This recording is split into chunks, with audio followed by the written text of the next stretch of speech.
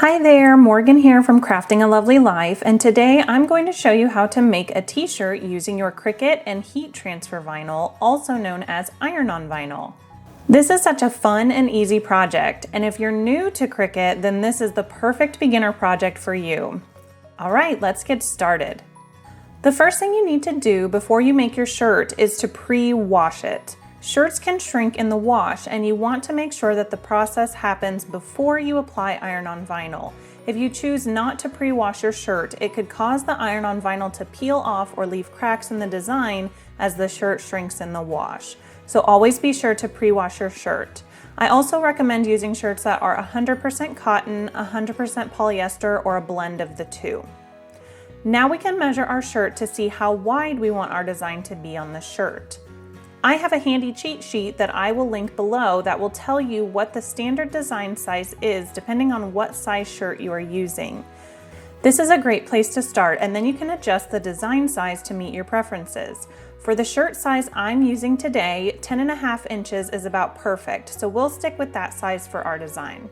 Next, we are going to open up a new project in Cricut Design Space and upload our design. The design I'm using for this project is available for free on my website, and I will link that down below. Once you have the design open, you can adjust the size to fit on the shirt you are using.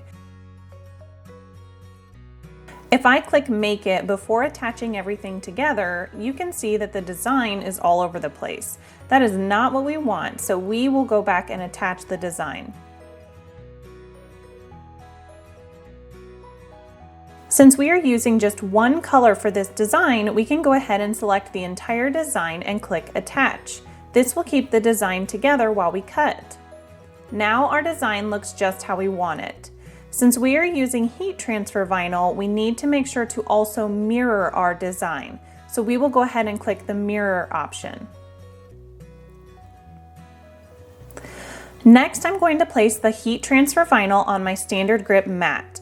You want to place the heat transfer vinyl with the shiny side down. Then I like to use a brayer tool to make sure that the material is really stuck on the mat well. Before we cut, we need to select our material type. I'm doing this part on my tablet, but you can do it on your computer as well. If you're using Cricut brand heat transfer vinyl, then be sure to select the specific kind as your material type. I am using a non-Cricut brand HTV, so I'm going to set my material to heat transfer vinyl non-Cricut. If you are using an Explore machine, you will want to set the dial to iron-on. Once you select your material, the arrow button on your machine should start blinking, meaning you are ready to load your mat. Once the mat is loaded, the Cricut button will start blinking and you're ready to start cutting.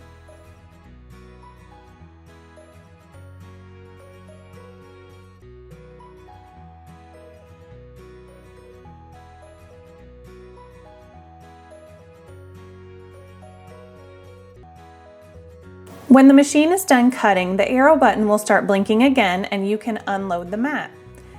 To take the HTV off of the mat, you will want to flip over the mat and gently peel the mat back from the HTV.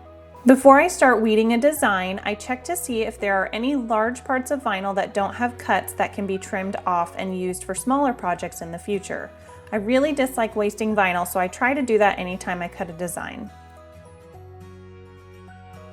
Next, we are going to start weeding the design. I'm using a Cricut weeding tool for this part, and I highly recommend you do as well.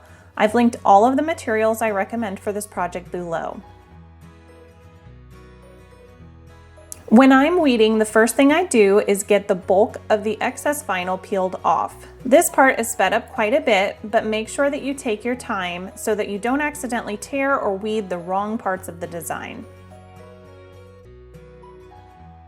After I get the bulk of the excess vinyl off of the design, I go back and get all of the smaller pieces in the letters and the rest of the design. Make sure you look over everything a few times just to double check that there aren't any little pieces you missed when weeding. I can tell you from experience, it's very frustrating to finish a project and realize you missed something when you were weeding and then it's too late to fix it.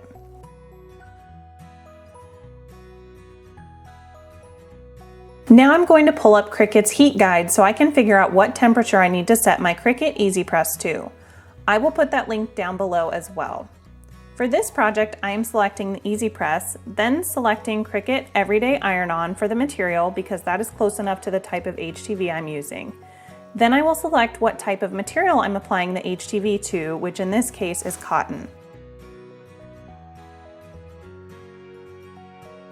The heat guide recommends setting the temperature to 315 degrees for 30 seconds.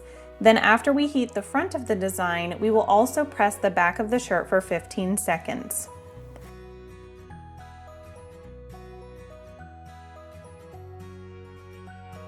If you scroll down on the heat guide, it will also provide you with helpful information like steps to apply the vinyl and how to care for the shirt after you have applied the iron-on vinyl. It says here to allow 24 hours after application before washing. Wash and tumble dry inside out and do not bleach. This should allow your shirt to last for at least 50 washes, which is pretty awesome. So I'm going to adjust my temperature on my heat press to 315 degrees, and the time is already set for 30 seconds, so we are ready to go. To get the design lined up in the center of the shirt, I'm folding the shirt in half and then applying heat. This will put a crease on the shirt right in the center so I have a visible line to place my design on. This will also preheat our shirt, which Cricut recommends doing for 5 seconds before applying the iron-on vinyl. Next, to line up the design, I'm going to fold over the design and gently crease the top and bottom of the plastic backing sheet. Then I can match those lines up to the line in the center of my shirt. I like to place the design about 2 to 3 inches from the bottom of the neck on the shirt, but you can adjust this to your preference. Now that the design is lined up, we are ready to apply heat.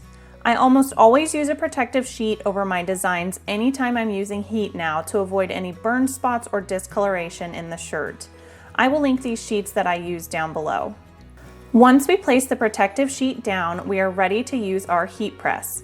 Just place the heat press down on top of the protective sheet, making sure you are covering your design. If your heat press doesn't cover all of the design, you can heat the design in sections. Do half of the design for the specified time and then the other half for the same amount of time, or you can do it in quarters. I like to apply firm pressure to make sure that the design is evenly heated. Then we will flip over the shirt and press for 15 more seconds.